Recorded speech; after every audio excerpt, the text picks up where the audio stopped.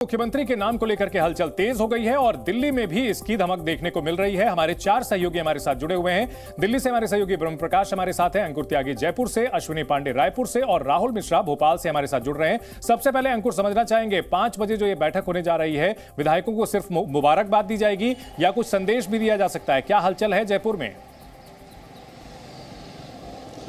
देखिए, तमाम तरह के अलग अलग जो विधायक हैं, कुल 115 विधायक हैं, उन सभी को एक लिंक नहीं है, अलग अलग टाइमिंग का लिंक है। ये थोड़ा सी खास बात है और ये समझने के लिए काफ़ी है कि एक बंच बनाए गए हैं 30-30, 35-35 विधायकों के, जिनसे एक बार में जो जेपी नड्डा हैं अध्यक्ष, वो बातचीत करेंगे और अपनी बातें कन्वे करेंगे। 115 लोगों के साथ एक साथ बातचीत करने में शायद हो सकता है टेक्निकल प्रॉब्लम हो या कुछ और पीछे इसकी वजह हो, लेकिन ये तय है कि 30-30, 35-35 के एक ग्रुप बनाए गए हैं जिनको अलग अलग लिंक प्रोवाइड किए गए हैं, जो कनेक्ट होंगे और अलग अलग टाइमिंग पे कनेक्ट होंगे। जब तक आपका सवाल रहा कि क्या सिर्फ शुभकामनाएं दी जाएंगी, मुझे लगता है नहीं।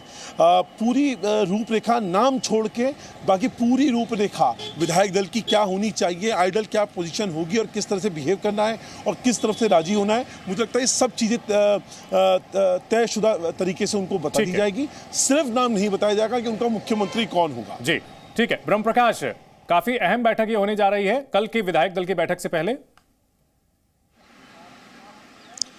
बिल्कुल बिल्कुल, देखिए वीडियो कॉन्फ्रेंसिंग के जरिए बीजेपी अध्यक्ष जेपी नड्डा जुड़ेंगे राजस्थान के विधायकों से। और चंदन, ये भी बता दूं कि टाइमिंग में थोड़ा बदलाव हुआ है। जो पार्टी सोर्सेस ने जानकारी दी है कि 5 बजे की बजाय अब ये 7 बजे इसका टाइम किया जा सकता है। अभी कुछ देर पहले ये जानकारी भी मिली है। इसके अलावा पार्टी की तरफ से ये भी कहा गया है कि कहीं भी तीनों राज्यों में कोई भी चयन में देरी नहीं है। पार्टी एक प्रक्रिया को फॉलो करती है और उसके तहत ऑब्जर्वर्स की नियुक्ति की है और अब ये ऑब्जर्वर्स जब विधायकों की राय जानेंगे और उसके बाद आधिकारिक तौर पर पार्टी की तरफ से तीनों राज्यों में कौन मुख्यमंत्री होगा उसका चेहरा घोषित किया जाएगा।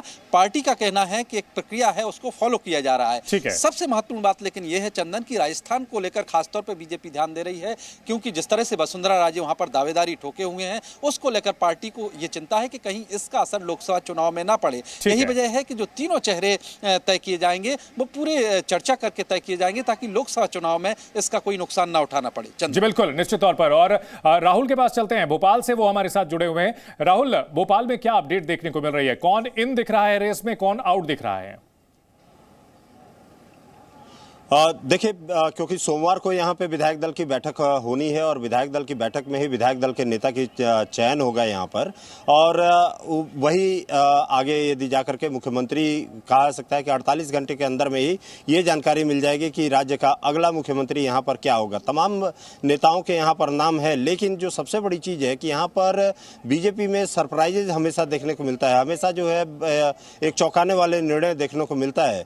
अब जब बाबूलाल गौड़ यहाँ से गए थे तो बाबूलाल गौड़ के हटने के बाद शिवराज सिंह चौहान का ही जब चयन किया गया था, उस समय शिवराज सिंह चौहान उस समय बड़े कद्दावर नेता नहीं थे, लेकिन तमाम कद्दावर नेताओं को पछाड़ते हुए यहाँ पर शिवराज सिंह चौहान को चुना गया था। उसके अलावा तमाम देखा गया है कि इस तरीके के निर्णय बीजेपी में होते हुए आए हैं, लेकिन तमाम जो अटकलें लगाई जा रही है कि रेस में कई नेता हैं, चाहे शिवराज सिंह चौहान हो, चाहे यहाँ पर कैलाश विजयवर्गीय हो, प्रहलाद पटेल हो, नरेंद्र सिंह तोमर हैं, लेकिन सभी की नज़रें जो सोमवार को होने वाली है। और टाइमिंग में आपको बता देता हूँ कि 4 बजे विधायक दल की बैठक बुलाई गई है, जो कि बीजेपी कार्यालय में ये बैठक होगी। और जो पर्यवेक्षक हैं वो पर्यवेक्षक उसी दिन सोमवार के दिन ही आएंगे और तकरीबन 2 या 2:30 बजे करीब में पर्यवेक्षक भी यहाँ पर पहुंचेंगे। तीनों पर्यवेक्षक यहाँ पर पहुंचेंगे और वो ये देखना होगा कि अपने साथ क्या वो नाम लेकर के आ रहे हैं या यहां से नाम को लेकर के और सेंटर के पास में भेज रहे हैं। ये सोमवार को पता चलेगा। अश्विनी पांडे हमारे साथ रायपुर से बने हुए हैं। अश्विनी, अगर छत्तीसगढ़ की बात की जाए तो एक सरप्राइज विक्ट्री कहा जा रहा था जानकारों की तरफ से कि बीजेपी को एक सरप्राइज विक्ट्री मिली है, तो क्या सरप्राइज जो है सीएम के नाम में भी देखने को मिल सकता है? और अगर सरप्राइज होता है तो किन समीकरणों पर ध्यान दिया जाएगा? जी देखिए, अगर हम छत्तीसगढ़ का पूरा एक सामाजिक ढांचा देखें तो करीब 32% जो आबादी है वो आदिवासी समाज की है और जो जीत भी बीजेपी को इस बार अगर हम देखें बड़े पैमाने से मिली है तो वो आदिवासी भागों से ज़्यादा मात्रा में सीटें जीतकर बीजेपी आई है। मैंने पहले ही बताया कि जो बस्तर और सरगुजा संभाग रहा है वहां पर 26 सीटें हैं, जिनमें से 22 सीटें बीजेपी के पास आई। पिछली बार सरगुजा संभाग की 14 सीटें कांग्रेस के पास गई थी। अगर हम उन 14 सीटों को मौजूदा कांग्रेस की सीटों से जोड़ें तो आंकड़ा 49 के पास जाता है और 14 सीटें अगर हम बीजेपी से माइनस करें तो 40 हो जाता है।